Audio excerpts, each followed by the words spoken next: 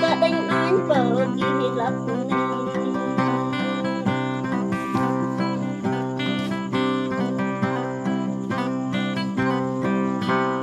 đợt ghi lại bể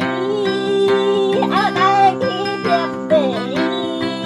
bờ đời khắp ghi thật là giật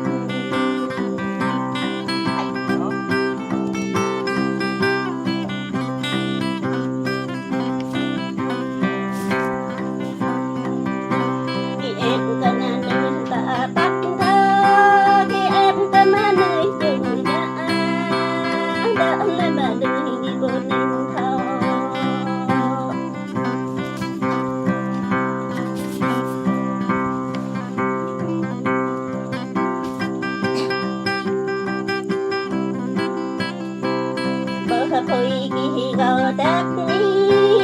ba thắt ghi gò đắp bó năm ghi bó ăn gò bịch gò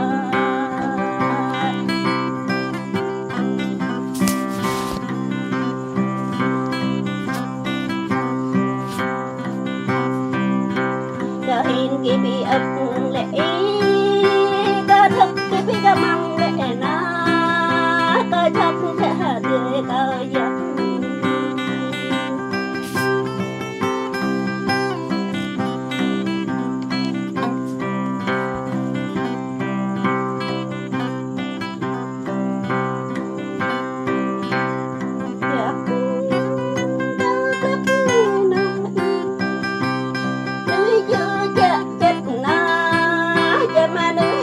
ta